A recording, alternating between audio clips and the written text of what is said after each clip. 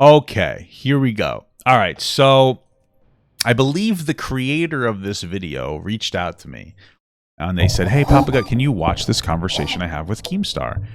And I was like, "Okay." I think that this is a smaller.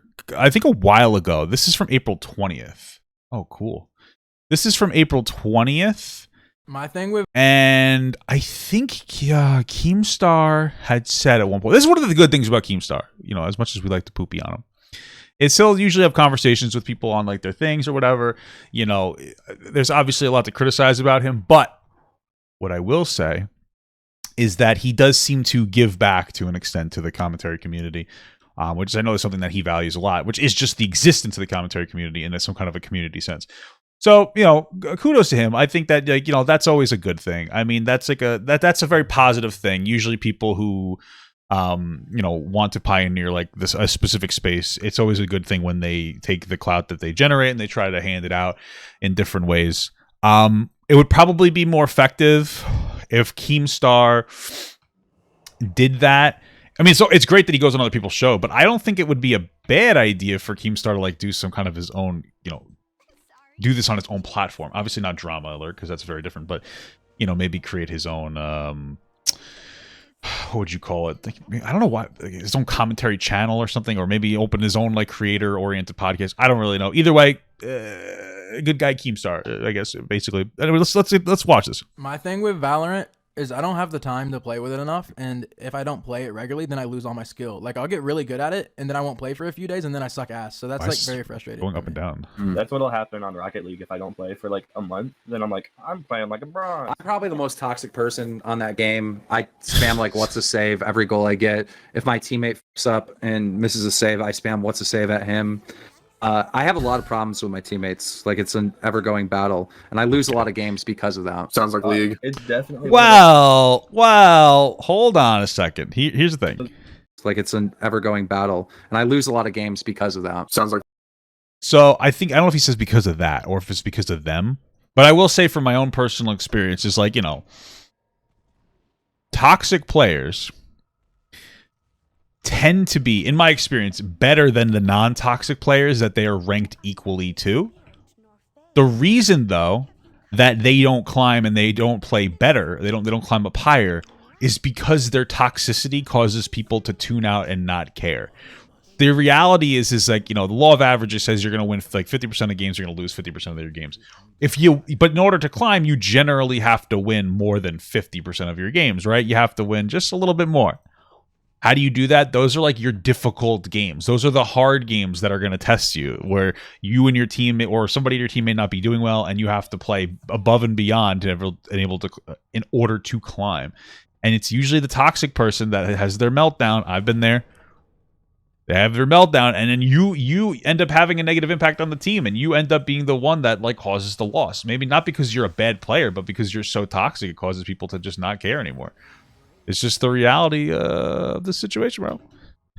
League. It's definitely one of those games where like you have to have that rhythm and connection with your teammate. If they're bad, I try to make them rage quit. I start hitting them and running into them, pushing them in our own net, fuck with them for like half the match, and then I'll like go try hard and like try to win. And if we get up ahead, like when there's like seconds left on the clock, I'll start fucking with them again to give them a sense of false hope. Torture people in that game. Oh my god. Okay.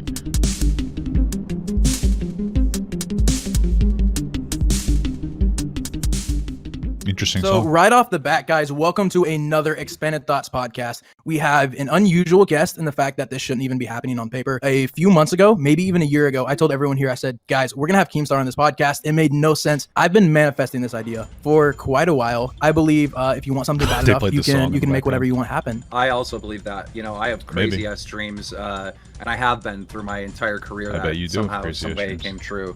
So yeah, I mean, it's a matter of like thinking about it a lot, and then, you know, there's so many opportunities just in our life in general that we don't take advantage of. When I say an opportunity, everyone thinks of like, oh, a chance to be a star, or, you know, whatever, right? They're thinking of. I personally take every opportunity that's afforded to me. Like sometimes when I was at work, no one would be in the bathroom, so I'm like, hey, might as well just jerk off in here. You know what I mean? You got to grab life by the wiener.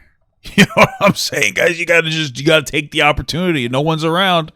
Who's gonna know if you play with your mound? That's what I live. That's my entire life's motto. this like big crazy thing, but it's little opportunities, it's little wins that we have opportunities to take advantage of every single day that we pass up on it. And you know, you take advantage of these little opportunities, and together those combined open up a door to a huge opportunity, right? So I mean, that's actually incredibly surprisingly insightful from Keemstar. He's 100% correct. A lot of times it's the smaller instances where you don't you know, or you do or you don't do a particular thing that can really set the stage for like a positivity or negativity, but for positivity in your life. Those like really small moments. It's the same thing with like a relationship. People think it's like the big grandiose gestures that make somebody fall in love with you. It's not. It's the smaller, like those gestures can be really good. But like if you do something really nice for your partner, like, oh my God, I'm gonna get you a $10,000 ring or something, but you regularly treat them like shit, obviously they're not gonna love you.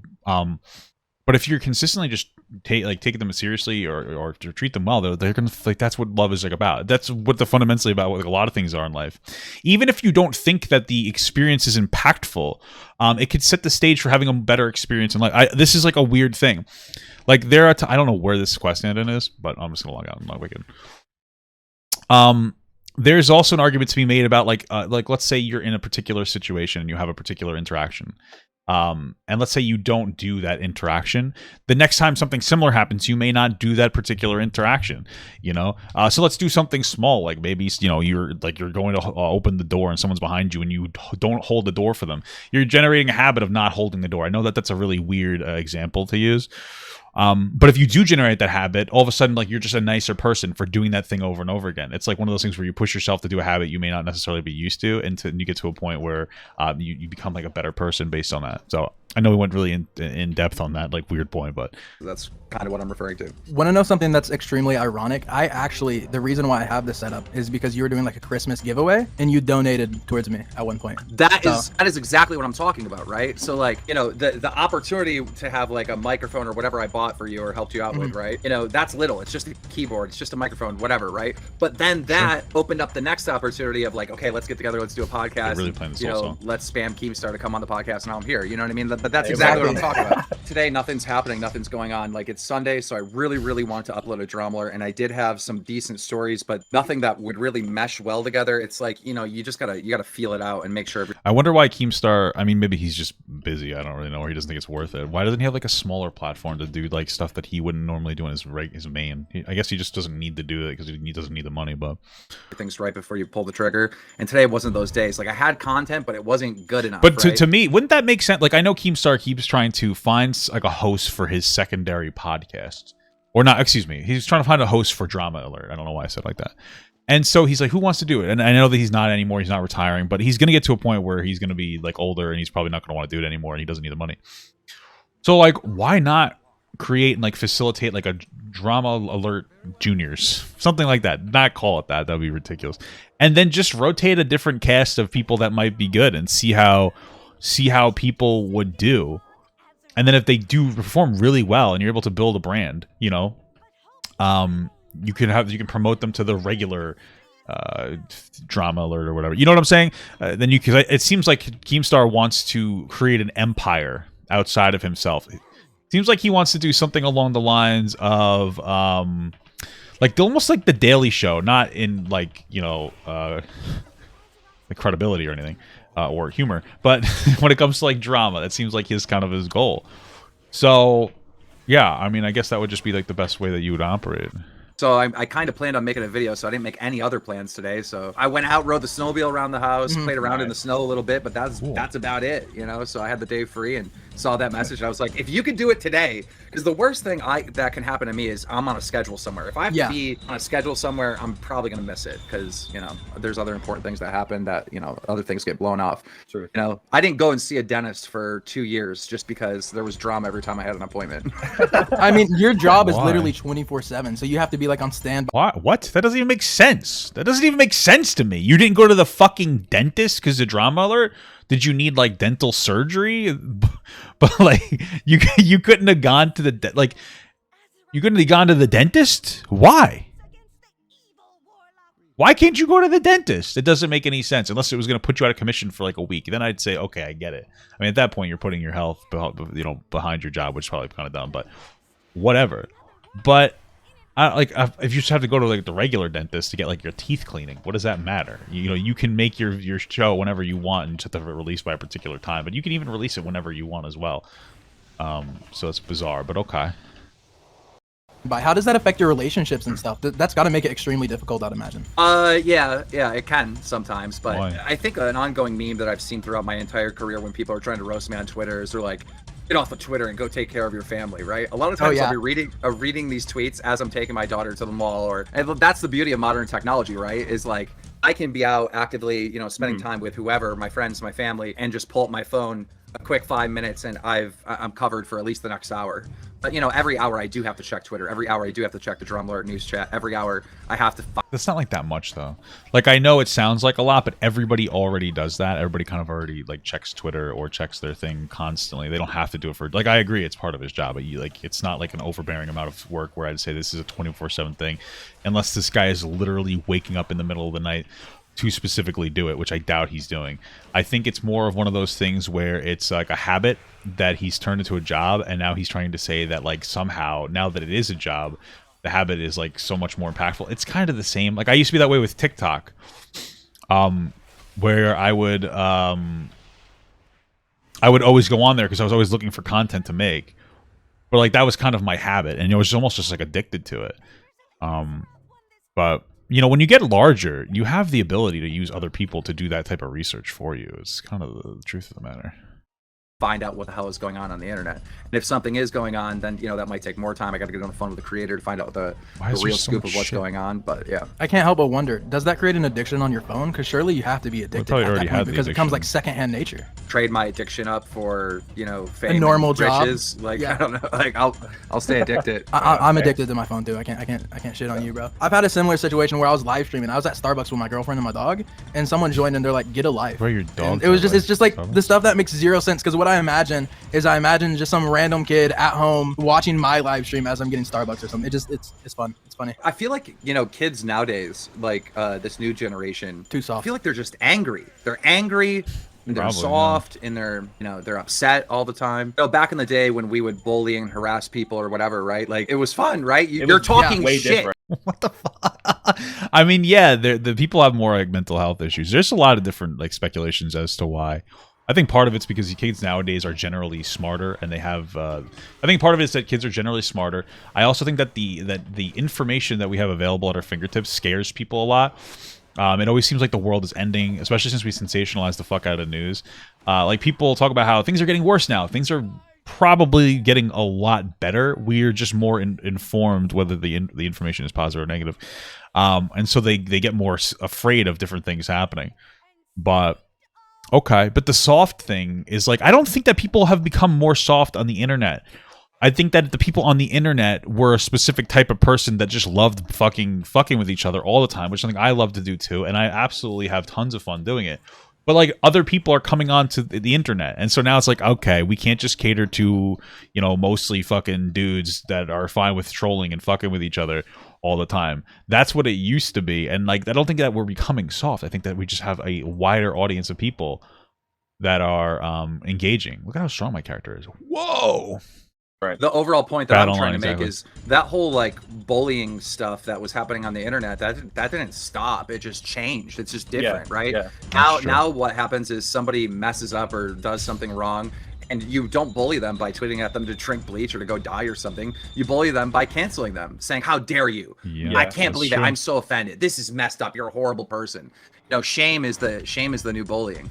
So nothing's really changed. It's not fun. Bullying used to be fun. There used to be comedy. There used to be roast. There used to be a joke. And now it's just everybody's angry. Everyone's offended. Everyone's sad. And, everyone is really hurt that somebody said something online to hurt their feelings. Yeah, I mean, I agree with that generally. I don't understand why he doesn't apply that logic to the Carson situation. Like, he wasn't angry at Carson, but like he did contribute to that cancellation, and he's just so adamant that he didn't. I could agree with it outside of that. It's those things where like it seems like there are occasions where Keemstar doesn't adhere to his own like moral values, and then so it like kind of takes away from his points, because it's like, well, how can you take this seriously when you've contributed to that entire thing? And I Keemstar, obviously he's taught a lot of news stories, but time where I really don't give a fuck about your feelings. I still don't care. You know? That's why I've watched you for years and years. Yeah, because you got to respect it. Because the difference from you and H3 is he pretends to care, but he's gonna slip up and call someone fat while also like getting on to someone for calling someone fat. So he's fat shaming and then 5 minutes angry that you are calling someone fat. So like, even though you could argue that like you're an asshole, like someone could make that argument that you're a bit of an asshole. I'm just being honest with you. What a wonderful, great impression. You would never, right?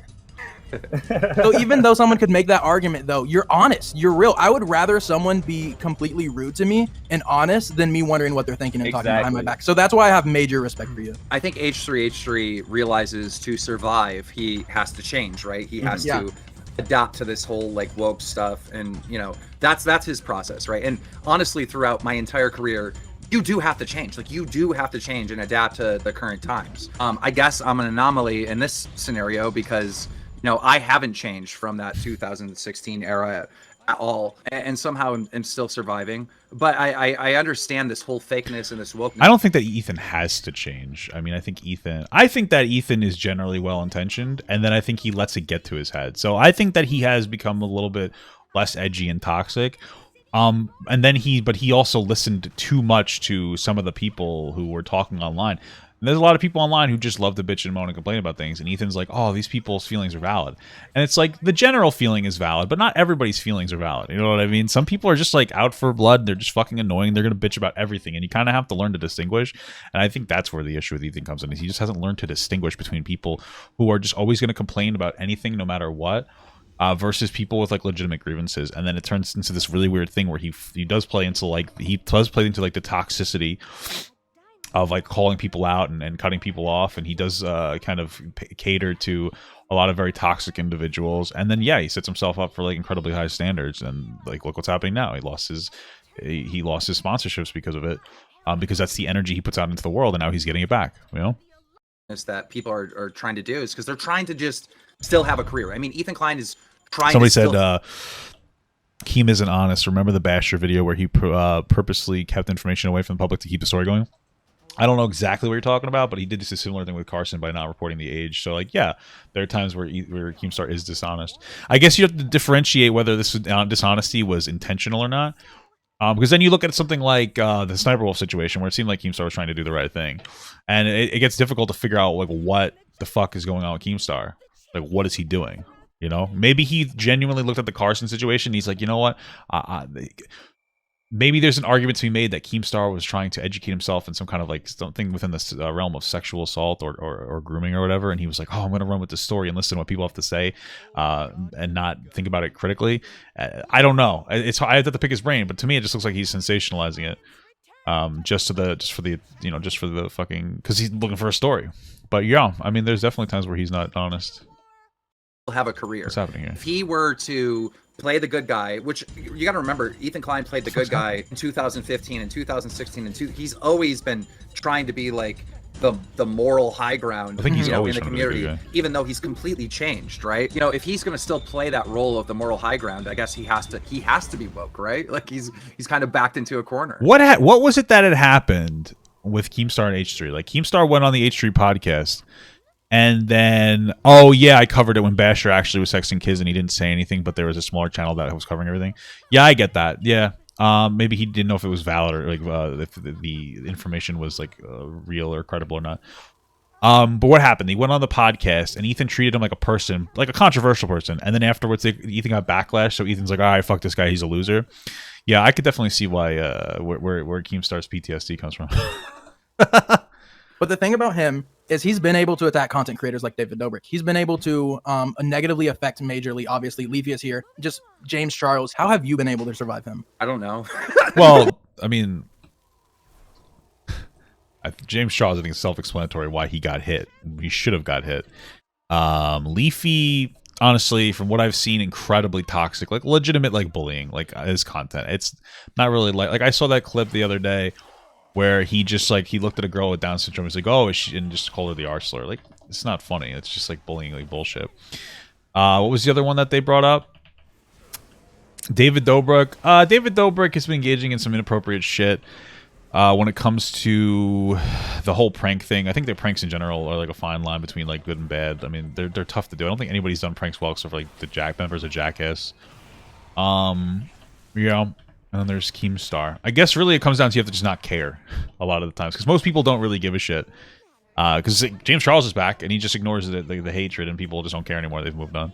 So I don't know. Like, well, I mean, I guess there's no like there's no dishonesty with me, right? Like there's no like James Charles, David Dobrik, are people that pretended to be really good guys. Like in James Charles' case, right? He's always like super woke and all this other stuff. And H3 is going at him, or I'm going at him, or anyone's going at him saying, dude, why are you texting these minors, right? You're looking at a wolf with James Charles.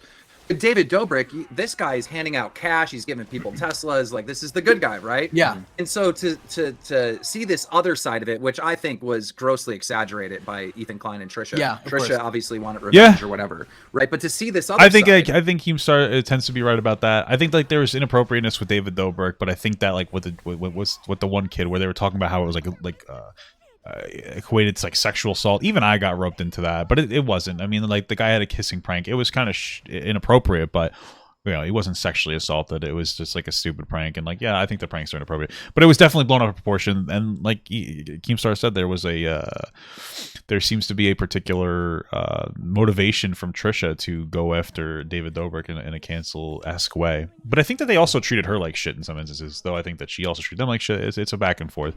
It's a lot of shitty, toxic people with all their lives public. You know what I mean? Of David Dobrik. Again, it's a mask off situation. With me, I'm an asshole. I'm going to say messed up things. I don't care about anyone's feelings. I just care about you talking about me and you watching me. Like I care about views. Yeah, like Keemstar doesn't pretend to be a moral high ground, so he's that's pretty much what it is. It's like the expectations on Keemstar are different from Ethan. That's why they're different. I also think Ethan is probably a bit more intelligent, which is probably pushes him into a higher level of expectation, if we're just being honest. That's not really an insult on Keemstar.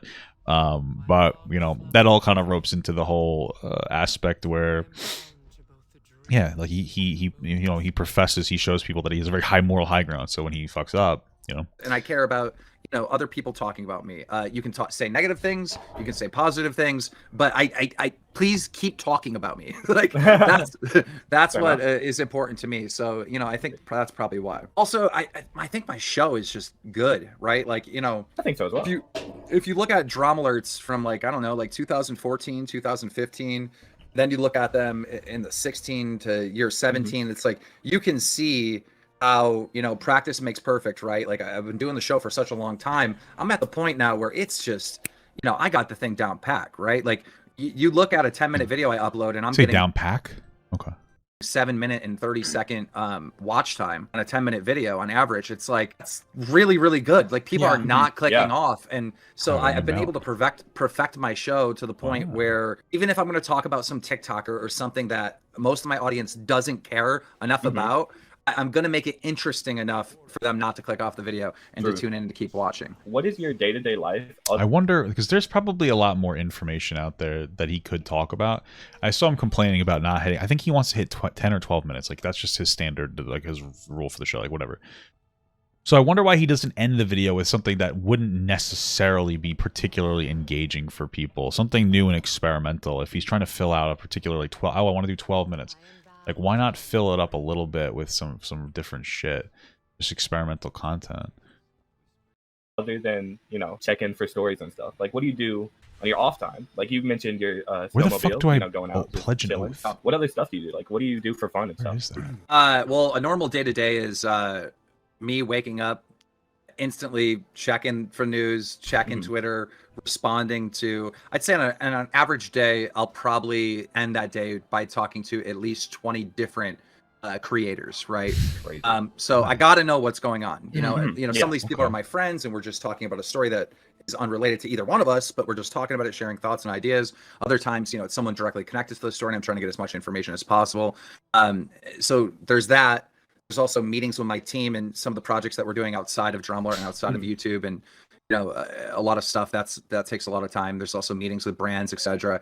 And then as soon as I get some free time, I'm drinking, I'm riding ATVs. I'm riding snowmobiles. You know, when I can get a minute to be free, like, you know, I'm going out to dinner, whatever. But, you know, even when the snowmobile, you know, I'll drive like 50 miles on a snowmobile. As soon as I turn it off, I'm on the phone. I got to see what's happening, what I miss, right? Yeah, true. So yeah, I mean, my day-to-day is a lot of like ATV, snowmobile and type of stuff. I do that at least 4 times a week. That's awesome. I noticed a complete attitude shift when you're talking about like snowmobiling compared to the drama, like a huge smile on your face. And it's so interesting because this isn't normal things you talk about like on a mom's basement. I feel like sometimes you do, sometimes you'll talk about like mental health and those type of things. But I think learning more about Daniel Keem instead of just Keemstar, which is like how many podcasts are out there actually talking about you. And I think that's what we're going to try to aim for. When I was a kid, I had snowmobiles. My dad bought me, what was it? Like I think it was like a 1989 Arctic Cat Cheetah, and it had a cheetah print seat. It was a 500 size engine, which is relatively big, especially during that time. It used to be an actual racing sled. The guy that owned it, you know, competed and raced that snowmobile. You know, I absolutely love that thing, but it was fast. And I don't know if anyone here has ever snowmobiled before, but even on the newer sleds, you know, steering a snowmobile is not easy, right? So steering's not easy. And as a little kid, it was not easy. Like you had to go slow or whatever. I had this fat kid on the back of my snowmobile, Jerry Barber, and I'm ripping through the field. There's a crossing in between two fields where there's a little bit of a ditch. Yeah. There's 2 trees and you got to go through the 2 trees, right? And the field that I'm driving on is at a slant. It's on a slant before you get to these 2 trees, right? So I hit the slant, and the sled starts sliding right before I'm about to go through these 2 trees. I'm going to crash. I'm freaking out, right? Jerry Barber, fat kid on the back, jumps off, right? As he jumps off, because I'm leaning so much to straighten out the sled, it kicks the other way, right? Now I'm sideways, and I'm going towards this tree, right? I hurry up, correct it, miss the one tree I'm going for, head smack the other tree. Hit my helmet, smash my the lens off my helmet. I hit my wrist so hard I got a brand new watch for Christmas, and it broke the leather band off of it. So the sled's sitting in there in shambles. Jerry's fine. He rolled into the snowbank, and I'm just on the ground and I'm hurting or whatever. And my brother comes up to me and he goes, "I'm telling Dad." So my brother goes fucking narcs on me that I just crashed the goddamn sled.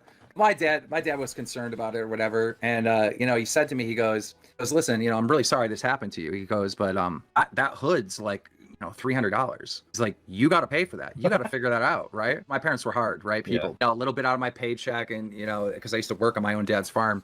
A little bit after a little bit, I ended up, you know, coming up with enough money. Again, I'm like 10, 12. This is around that time frame. And I paid for the new hood. And so, you know, I made a promise to myself when I was younger, and around that age, during that time, when I get older, I'm going to have the best fucking snowmobiles money can buy, and fucking... That's awesome, dude. And, you know, so that was like part of the motivation. You know, I had my main house, which is closer to the city and the suburbs. Then I bought this house, you know, close to my family and our land out here. And I bought a couple of different farms in the area, all their land, just for the sole purpose of riding my ATVs and my snowmobiles. I'm going to die in one of these things for sure. 100%. Snowmobile. Clickbait it. Yeah. I do have a video on the Keemstar channel of me just fucking whipping through the woods and whatnot on a sled. Another thing about me personally that we're working on right now is went through the woods and I mapped out like all the trees that are able to tap. Starting real soon, we're about to go up and tap all the maple trees and set up lines, and building a sugar shanty to run the sap down and boil it up to make maple syrup here at Keemstar. I didn't know that. So that's one thing that we're doing. I didn't realize that Keemstar was a regular old Willy Wonka. I don't know. I got a lot of projects going on. You're gonna find a few dollars in the woods that way. Oh yeah, absolutely. Dollar in the woods. Oh no. Have you ever had real maple syrup? No. I don't think so, honestly. No. It's way better than that corn syrup shit that they have in the store. The stuff in the store is not real. Of course, I'm not surprised. In fact, those companies that make that you know, maple syrup or whatever, the fake stuff, they'll buy real maple syrup just to get a little bit of the flavoring. Wait, what? So, yeah. So my brother, he also makes maple syrup. And the stuff that's like old, that didn't sell, the shit that has no value, right? Like the lowest grade you can think of, you know, the big company just come in and buy all that stuff up. Because what they do is they take like a little bit of it and they put a little bit of the real maple syrup in the fake syrup to try to get that flavor and get that taste. So Keem Park, if I'm not mistaken, isn't that supposed to be like a YouTube museum type of thing? It's a lot of things. So basically we did a deal with an indoor golf company. Oh gosh, This so this is legit, man. This company has indoor golf facilities around the entire country. So what we were doing is we were building an esports center within the same facility. So, you know, when dad goes and hits a couple rounds in the indoor golf, thing, the driving range. I wonder if he's talking about Top Golf. Whatever it is, you know, the kids go into the esports centers. So we worked on this deal. It was a giant deal, and we were putting them up everywhere. Keem Park would have been the esports center around the country. Wow. And then the pandemic hit. So, dang. So that thing just ended. And, you know, we were also building our own separate esports center with a YouTuber museum, all this other stuff. And again, this is like right before the pandemic. So I think we'll get back to those original plans. But yeah, this property is also incorporated with Keem Park, and Keem Park is a website that runs all my gaming tournaments and whatnot. But I've been involved in the gaming world like since the very beginning of my career, and I've never left. Currently working on a game right now. You know, it's, if you think of Pokemon Go, you're walking around the world and you're being tracked, right, of where you are, and you're trying to find Pokemon. When that game came out, heavily inspired me to, because I love metal detecting. That's another thing I do, is I go out and metal detect, look for treasures and whatnot. And bro, Keemstar's like an old dad. Very interesting. Wow. Okay. I wanted there to be a game like Pokemon Go, and you're using your phone as an actual metal detector, scanning the ground and looking for hidden treasures in the ground and whatnot. So we're working on that game. We've been working on it for 18 months. It's getting real close to like an alpha stage. Oh, like fake treasures. Okay, because I'm like, there's no way you could use your phone as an actual metal detector, right? Okay. I mean, that's an interesting concept. I would imagine it may not do very well, because if you're walking around, you're probably going to be more likely to do Pokemon Go than anything else. I mean, the whole reason that, yeah, am I relating to Keemstar? Yeah, I love wearing socks and Crocs. I'm a dad too. Emotionally. A lot of the success of Pokemon Go is just like the Pokemon. If it was anything else Go, it would just be everybody's too fat and lazy to move around. So, I mean, of course, best of luck to that project, but I don't know how successful it would necessarily be. Throwing a couple beta testers on there. Almost all the core features are done. The problem is we were making it like a free-to-play game, and pay to win, I guess, for upgrades and all that stuff. Okay. That's how we were setting it up to be. Now we're thinking about going the NFT route, and you won't even be able to play the game unless you have the metal detecting pass NFT to get on the game. And then instead of finding treasures in the ground, you're actually finding other NFTs in the ground.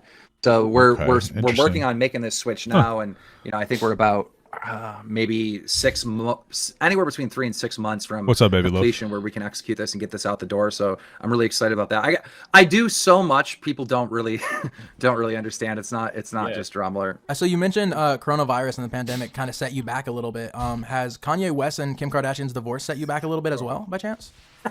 It has, because Kim has a joint account with Northwest, and they have a TikTok account. If you look at the TikToks, they're real innocent. Nothing crazy is happening. Kanye is ranting over and over again on Instagram that basically that's my child. I don't want my child on Instagram or on TikTok. Northwest isn't doing anything too wrong. Like there's nothing. I don't see anything bad with this joint account. You have to be 12 years old to make a TikTok. She's only 8, but it's a joint account with her mother, so obviously there's supervision and whatnot. But I battled with my own daughter. My daughter wanted to be a YouTuber. My daughter, wanted to be a Twitch streamer, a TikToker, and we've said no this whole time. And my daughter went and made a TikTok, and I didn't even know about it. And she did it secretly, and I was pretty pissed off when I found out that this was going on. It sounds like Keemstar's actually kind of a good dad. That's actually a good move to do. I mean, like, having your kids do social media can be incredibly toxic. Interesting. Good for Keem. It's interesting to get these aspects of Keemstar, not the internet Keemstar, but like the human being, because I don't, the Keemstar, internet Keemstar is very much a character. Obviously the character is rooted in yourself in some capacity, but it's usually an exaggerated character in some way for a lot of people who are on the internet. But like, that's a very human thing. Like, yeah, I don't want my fucking daughter doing TikTok. It's toxic as shit. And I mean, I wouldn't doubt that part of the reason he wouldn't want his daughter to do TikTok is because there's fucking pedophiles running around on TikTok. It's a real thing. It's a fucking breeding ground for pedophilia. So interesting though. Interesting. And it's so W for Keem, I said, give me the phone. Let me look at this goddamn TikTok. What she was doing is she figured out how to edit cartoons. And so she made these little cartoon editing TikTok skit things. Okay. I looked at that phone and I was just about to ground her. Then I was like, Damn! She had 13,000 followers. 13,000. Jeez. 13,000 followers. I was like, I was so proud. Wait, for anime edits? I mean, that's better than showing yourself. That's probably not too bad. I was like, don't show your face. Don't ever speak. Don't let anyone know who you are. All right, keep doing your thing. Now she has over 50,000. Wow, That's good crazy. What's gonna happen, do you think, when people connect 2 to 2? Because eventually that's gonna happen. Do you think your daughter's gonna get a lot of shit for you? We've explained this, so to her entire life. Ever since she was a real little kid. People on the internet are mean. People on the internet, say horrible things. They don't even mean it. It's not real life. People are on the internet are dangerous. People on the internet are this. I mean, that's part of parenting. You have to do that, and you have to prepare for stuff like that. Her experience at school has been the exact opposite. Just know my dad's a big YouTuber type of stuff, and they're not really my friend. Yeah. So it's not been the bullying or anything that you would assume that it would be. It's almost different. Yeah, I see what you're saying. It's like people pretend to be her friend that may not necessarily be her actual friend because her dad's famous. Yeah, that is definitely something to worry about. Okay.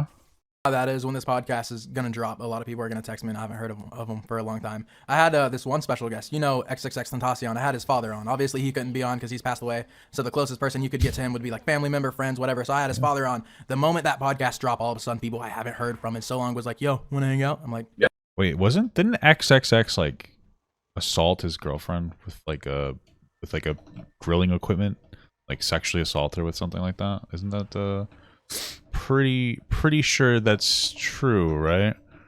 I'm pretty sure that's true. Does this paint Keem in a better light for me? Yeah, sure. Bro, one of the things about social media personalities like Keemstar, a lot of people are like Keemstar where they have a personality. Is that you don't really know who the actual person is.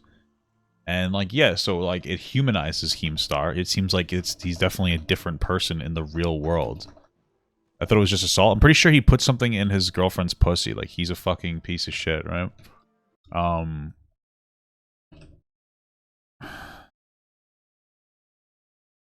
Pretty sure it's something like that. Yeah, I think he put something inside of her vagina, which would be considered a form of sexual assault. I mean, so as a punishment, he had her pick which tool to put in her. Yeah. He's a scumbag, and people are like, "Don't speak that little dead." I don't care about you. You're a fucking loser if you do that shit.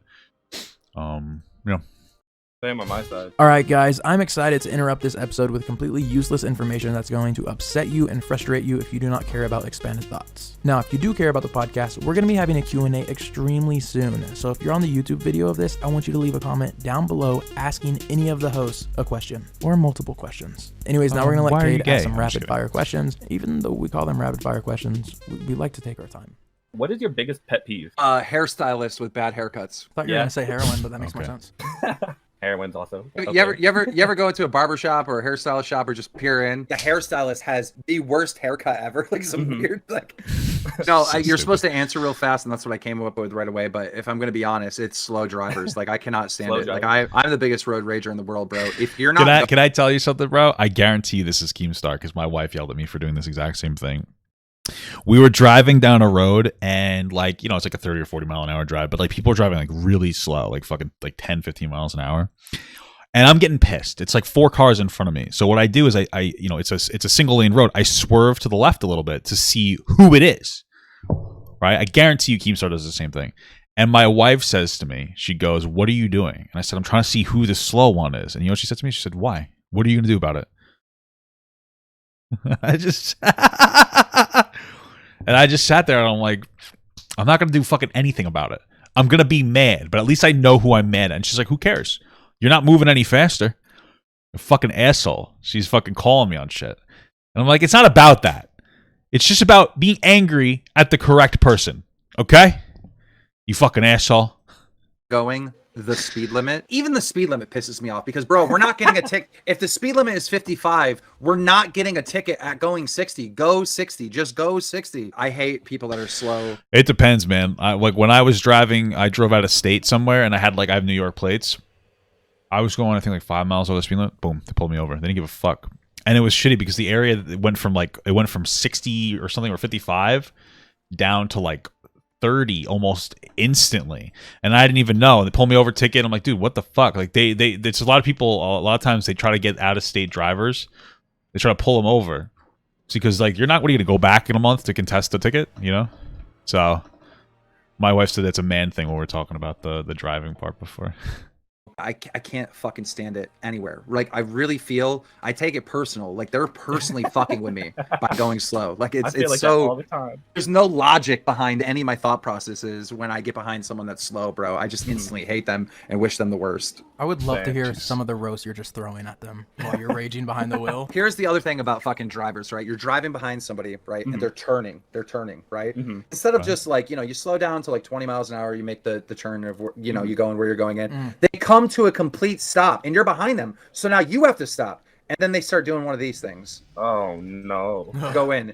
It's like, you motherfucker, like what? Like you can turn, you can just turn and drive. You can make that turn so easy. Yo, you're not in an SUV. You're not in some tall, big yellow bus that's gonna flip over because you took the turn too fast. Like, what is this stupid shit? Fucking, I can't stand that.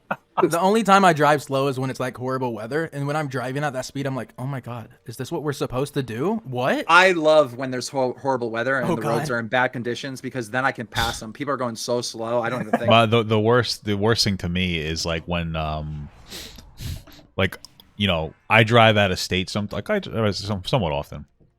And every time you're in a new state, there's like a different set of rules for the drivers. Usually, since I live in New York, like you're used to more strenuous driving conditions where people drive like fucking insane. So like they'll drive fast as fuck all the time. So, you know, I go somewhere else, I'll go like out of state. And then like snow will hit and they don't know what the fuck they're doing. They all of a sudden snow hits and their entire world's over. Or it starts to like heavily rain. Like, what do we do? And it's like, dude, like shut the fuck up. Like just go and drive. You know what I mean? That's my typical experience with people. They just don't know how to drive. So that's when I get like the most angry. Think about it. I just go right past them. My car skids so quick. It's a 2002 Honda Accord. You take care of it. It works really good. I'll be honest. So you got the e-brake a little bit. Yeah. The e-brake. Yeah. So when you get snow on the ground, you hit the turn. You fucking whip that. That's what we used to do. Yeah. You're gonna make us lose a host. You got snow on the ground, right? Yeah. Okay. Go to, because I don't know where you live, but go to like a store, like a Walmart or something, right? Obviously the parking lot's gonna be packed or whatever, but you go to the back, right? You're going to see huge snowbanks because the plows are back there pushing it, right? And if there's still snow, like on the actual like ground there, if it's compact down, get whipping and just pull that e-brake and just do donuts and donuts and donuts. You're not going to crash. Nothing bad's going to happen. It's going to be so much fun. That's what you got to do, bro. Keemstar, your lawyer is calling you. I'm kidding. I'm going to get a text from Locke, and it's going to be like, dude, I almost died. I'm gonna be like, nah, man, if it's a big parking lot, you're good. I see people do that shit all the time. I know, but you're going to text me one day, and you're going to like hype it up. You're going to be like, dude, it was so much fun. I was sliding around the place.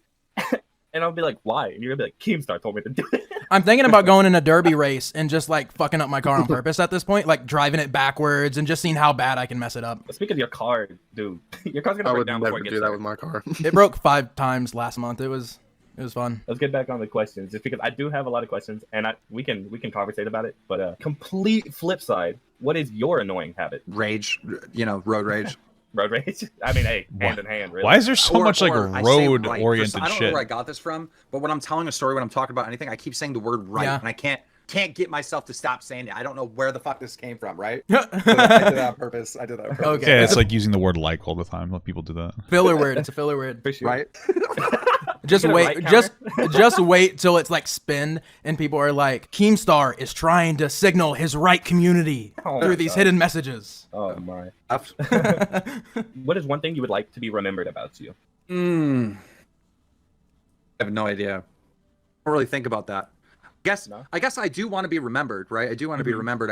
I feel like, it's not too cocky for me to say that I did something, right? On the internet and in this world, right? So I do want to be remembered. I just don't know what for. Cancel a lot of bad guys or remove a lot of bad guys from our community that were doing harm to kids or whoever. I also put some of these fuckers in jail. Like I actively put them in jail. Yeah. So I guess if I can be remembered for making the community a safer place for its viewers, that would be amazing. And no one will ever give me that credit, but I have done that. I don't know if that's something that Keemstar will be remembered for, whether he does it or not.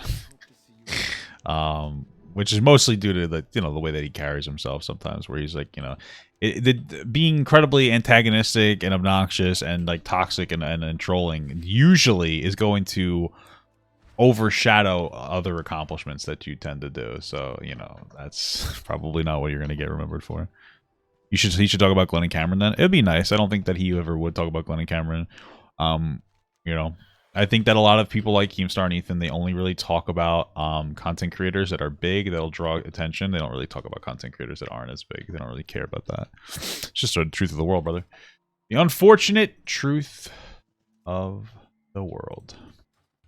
Is the actual factually truth. I'll try to trend hashtag pedos are over party. Hashtag things.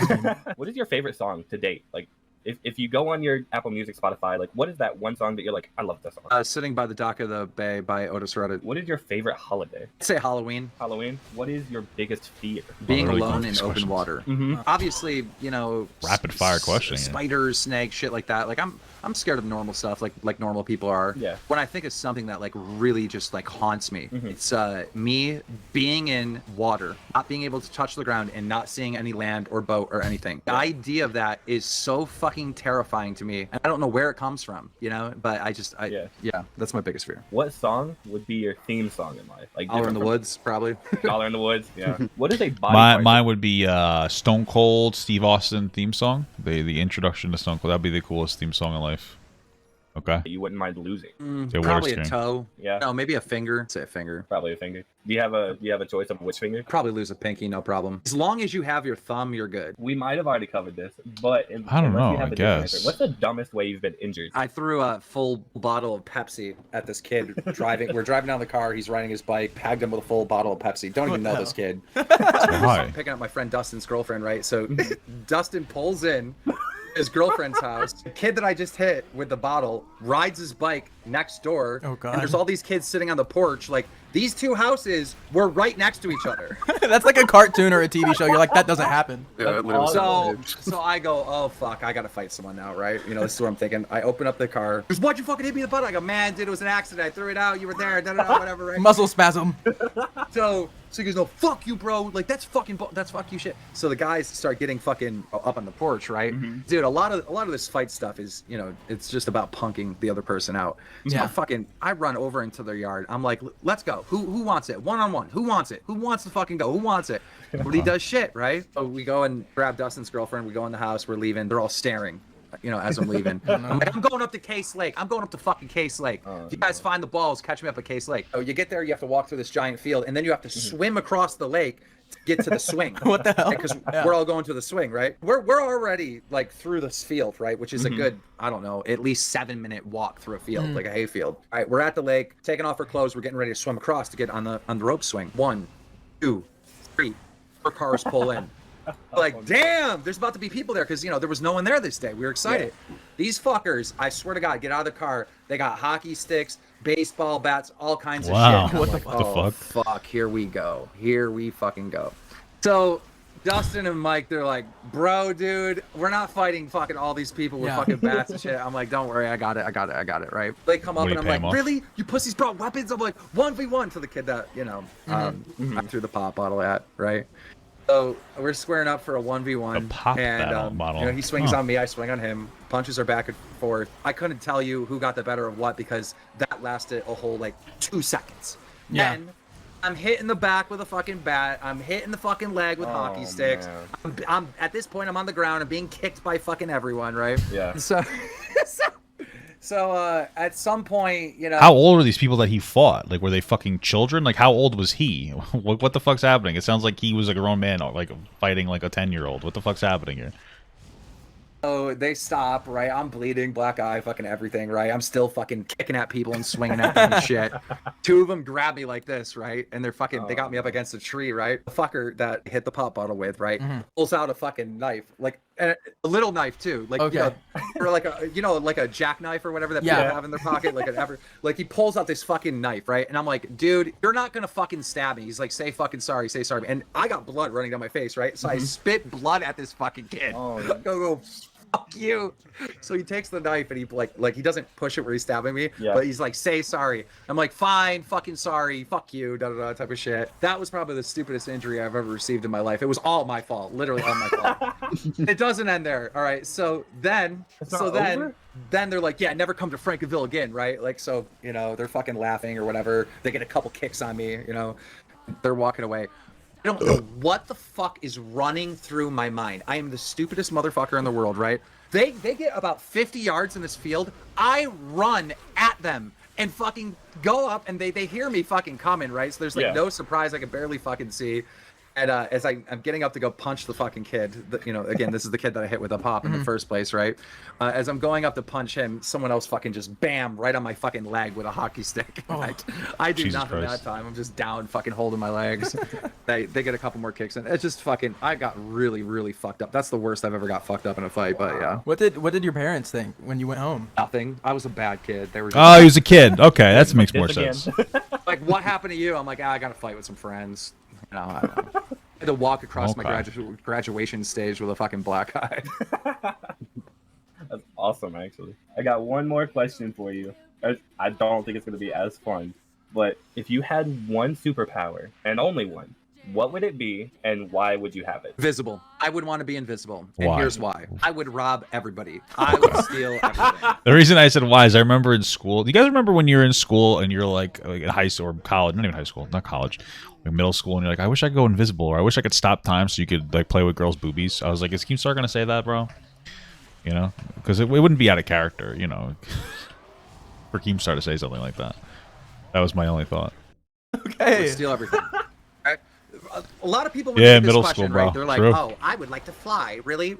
You can't do much with flying, bro. And you do know how fucking cold it is up there? You go a couple thousand feet in the air, it's way colder, bro. Like, it's not worth it, dude. If you're invisible, all right, not only can you sneak in, I think I would just want to like teleport. It would just be faster. Like, I would just want to teleport, I think, like anywhere I want, with anybody I wanted, as long as I held their hand or something, you know. Because let me tell you, brother, it would be like fucking. I'd be going to Disney every week and shit. I wouldn't give a fuck, dude. I'd probably live in like the cheapest area in the world, but I would live in the cheapest area in the world, or not the world, maybe the United States. But you know, I can go shop wherever I want. It would just be crazy, bro. Wouldn't need a car. Wouldn't have to waste money on that shit. It'd be fucking incredible. Into places and rob places, etc., etc., etc., right? But also when they're trying to arrest you, when you're about to get caught, you go invisible again, bro. It's like they cannot catch you. Imagine they do catch you, right? And you're in jail. When they go out the door, you go out the door. You can escape from prison. There is no catching you if you're invisible. How do you feel about teleportation? Based on that, right? Like, let's say I wanted to teleport over to your house, right? I'm not gonna make the drive. It's poker night. I'm teleporting to your house. Well, I know that there's a spot in your kitchen where nothing's there and I want to teleport right there, so I put my little calculations in. I'm going right there right now. What I didn't know, though, is in that moment your mom walked in there and now me and her just exploded. You know what I mean? I guess that's a reasonable point. Teleportation thing. I get it. Like, that's doesn't. I guess I never really thought about it that way. The only way the teleportation thing works is, you know, you have. I mean, it's kind of fucked up. You don't want to explode on that guy's mom. That's like an insult, bro. Why wouldn't you want to explode on his mom? Here and another machine there, like you'd have to pop up in that machine, so it really limits what you can do, you know. Yeah, that makes sense. I never really thought about it that way, because I was like, oh, you just teleport outside. Yeah, you will. Well, what if they find out that you can go invisible? I mean, eventually you're gonna be like the invisible bandit. They're gonna figure it out, and boom, you're done. They're gonna figure it out, and they're just gonna put you in a cell, and they're not gonna know anything. I don't know. But I guess invisibility is not too bad. Maybe time stopping would be pretty cool, because then you could like time stop. That would be cool. That would be a good one, considering Keemstar's the thing that he brought up. In like time stopping, but you can move through time basically. That would probably be cooler. Do your clothes teleport with you? Yeah, they would. Same thing with your clothes if you go invisible, I'd imagine, unless it's like an Incredibles type scenario where it doesn't. You know what I mean? Gonna explode when you teleport on a squirrel. Let's say you have to put in the calculations of where you want to teleport to, right? Let's say you get the sea level thing wrong, and you're wrong by 100 feet. Just 100 feet. That's it. Yeah. Well, what calculations that you have to put in? I would imagine that it would be like, oh, like if I was gonna create like a rule for it, you wouldn't have to put like latitude and longitude in.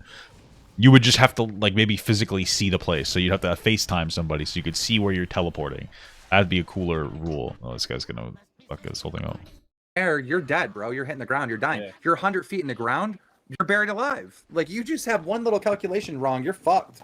If you're invisible, bro, it's just pure freedom. And for someone who's doing drama alert, I'm sure you'd be abusing the hell out of that. I don't know if I'd do drama alert anymore. I'd be too busy, like, treasure hunting. You wouldn't need to, really. What I would do is I would rob everybody, like, get a lot of treasures, put them all in one room, and then I would make a YouTube video, and I would upload it, right? And so then, obviously, like, the feds or whatever, like, they would come and they would find the room, seize the stuff, and try to get it back to its owners. While they were doing all that, my next video would be a different horde of stuff. Like, that's the type of content I would make. Historic trolling. That's awesome. I never really thought about it that way. I don't want to teleport anymore. That's all I'm saying. I mean, just a second to like think deeper into that. Like, think of it as this. I'm like, still when you're choosing teleporting. You're not really moving to that place. You're basically getting dematerialized, and like you're just being rematerialized in a different spot. Yeah.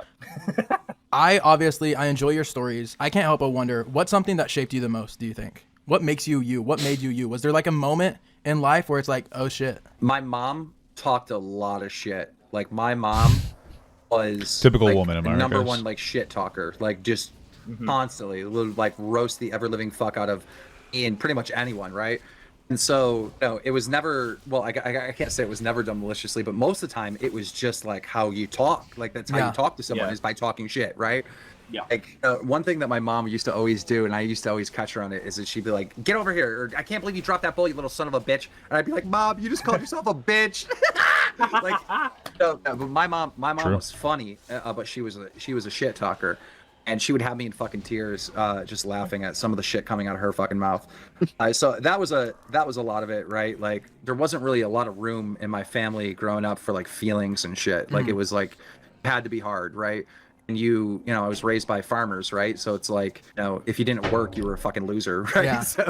So like, you know, hard work. You know, I used to get paid $2 for picking up a load of rocks. Like, do you know what a bucket tractor is? It's a tractor and then it has a big bucket on the front, right? Yeah. That entire bucket would have to be filled with the rocks, right? And then I'd have to get in the tractor, drive that to the edge of the field, dump those rocks out. $2. Hard work and, you know, leave your feelings at the door type of shit. You know, how I was raised is probably the biggest thing that that formed who I was. You know, I didn't learn about, you know, hard work growing up on a farm, but I also learned that I didn't want to be a farmer. Yeah. You know, if I was going to work hard, like, I was going to make a lot of money doing something different. It was that man up mentality, and that's probably what has made you so resilient on YouTube, and why people can't get rid of you, really, is because you were pretty much, from what it sounds like, you were taught to keep going no matter what. I think a lot of people are raised you know, worried about other people's thoughts and, you know, worried about other people's opinions, and, you know, they were just raised in such a different environment. I was raised in an environment where no one cares about your thoughts and opinions. Like, I was raised that seems to be like a pretty traditional growing up space. Maybe not as harsh as that, but I don't know. I feel like most people don't really give too much of a shit. I wonder if Keemstar, did he go to school or was he like homeschooled or something since he lived on a farm? I'm curious. I'm curious about that. Like a bully family. Like, everyone's just fucking mean to each other. What's a song? Give me a song. Dollar in the Woods. Let's go. Yeah. You should be able to hear this. It's the quickest thing I could think of. I don't know what's going on. Why is it not connecting? Something's wrong with it. Damn it, the time I want to fucking show it off, something's fucked on it. Okay, cool, bro. Last time I took my car to the mechanic, they're like, "What's the issue?" And I'm like, "I swear to God, there's an issue. I'm not coming here for fun. I don't come in here because I like your face. Like, there's an actual issue with my car." They're like, "We don't see anything wrong with it." I'm like, "Oh my God." Yesterday, I was playing Undertale. I mean, that's surprising because a lot of times there's no problem, and then they'll just say like, "Oh, well, this is fucked up, so you're gonna have to pay us this much." Luckily, my mechanic doesn't do that to me. There was like a problem with my car. It would just stop starting. Sometimes, or I had to jump it, and then after it was over, it would no longer work. So I took it in, and they were like, "Oh, we can't find anything wrong, so we cleaned the battery for you." It wasn't that much money. And then it started happening again, and I brought it in again, and they were like, "Oh, yeah, sorry, we put way too much grease on the battery like inputs after we cleaned it."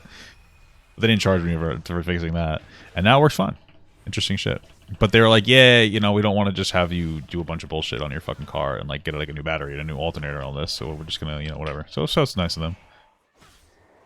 to my, not yesterday, but the other day I was playing Undertale. I yanked my headphones off. My headphones cord, it's a fucking mess, honestly. It's wrapped around my PC monitor. My PC monitor. He did early schooling from a local private school in his town. It also attended a local high school from which he graduated in high school. Afterwards, he enrolled himself in a reputable university to earn a law degree and worked as a lawyer before pursuing his career as a YouTube from Google. Wow. Very esteemed career.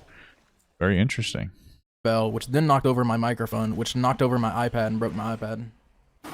But yeah, maybe Keemstar's smarter than we thought. Interesting stuff, dude. I mean, probably not, but you know. Thing broke? In my heart, but you know, we out here. In my heart. We'll call it a dub for not breaking the computer. I know, right? I was surprised the monitor didn't break. Definitely a dub. I'm just glad I was streaming it. Even though It's I had, gonna like, work now. Like right before we recorded, I was moving my desk and I literally broke my L desk. Yo, I'm about to burn down this house. Are you fucking ready? Are you ready? I'm about to spill fucking bars. like North Korea. Diarrhea. I'm about to nuke the whole city like North Korea. Oh, I mixed it up. Knocked it out. Something's going on right now. That is so fucking loud right now. Yeah, I can only imagine, bro. Is this his song that we're listening to right now? Discord does a good job of not blaring. Yeah. Not blaring. I can tell from the fact that you're like. Why was there like an era where everybody on YouTube tried to rap? That's like the weirdest shit in the world. Over the music. Yeah. Yeah, I unironically listened to that song yesterday, and I was like, Dollar in the Woods? yeah. Oh. I was like, It's crazy. I'll meet a fan and they'll be like, walked in the woods. And I'll be like, dude, what? Really? Like, yeah, it's like awkward to me because it's like, I don't really think about it. I made it on vinyl and it sold out like that. really? Made records of it, yeah. That's A awesome. year ago or something. But that's all the time I have. I got to go watch my show, boys. Yeah, for sure. Alrighty. Thank I appreciate you. so much I for appreciate popping you. I was trying to see how long we could keep you, man. You know, the fact you even looked our way is ridiculous because we're small as hell. On paper, this shouldn't be happening. So I appreciate you. I've listened to every Mom's Basement. I've been watching Didn't that all the end? drama alerts for years and years and years. So I just really love what you're doing. And Here's I'm glad one you're word doing of it. advice that I would give you is to look in the comment section of this video and some of your other videos, and you know, while you're small right now, like try to remember those people in the comments in your fan base, because you know, at some point, if you're successful like I was or whatever, it's just going to be a lot of people, and you're going to kind of lose that intimate relationship that you have with your fans.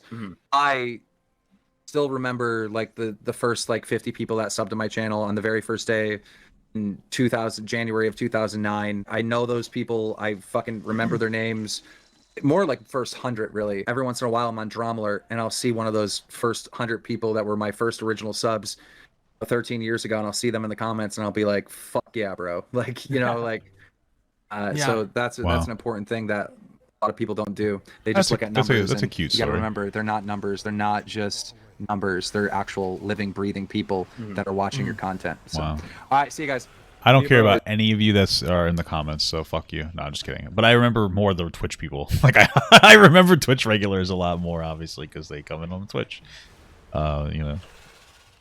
You have a good day. I won't forget Yeah, you. You thank send you. like 1,000 videos a Thank day. you. There's no I'm way I surprised could if we I kept them as wanted long as to. we did. Okay. Well, that was an interesting podcast. Definitely got a little bit of a taste of the human nature of Keemstar on that podcast. Very interesting stuff. The human nature of Keemstar. Thank you so much for watching, guys, and another special shout out to all my Patreon and Twitch subs. If you'd like to support this channel further than you already have by just watching the video alone, go down to the links below where you can sub on my Patreon, which will allow you to get your name on this beautiful black wall. Or you can go to the Twitch page and you can actually use a free Amazon Prime sub, if you have Amazon Prime, to subscribe. Thank you very much, guys. Take care.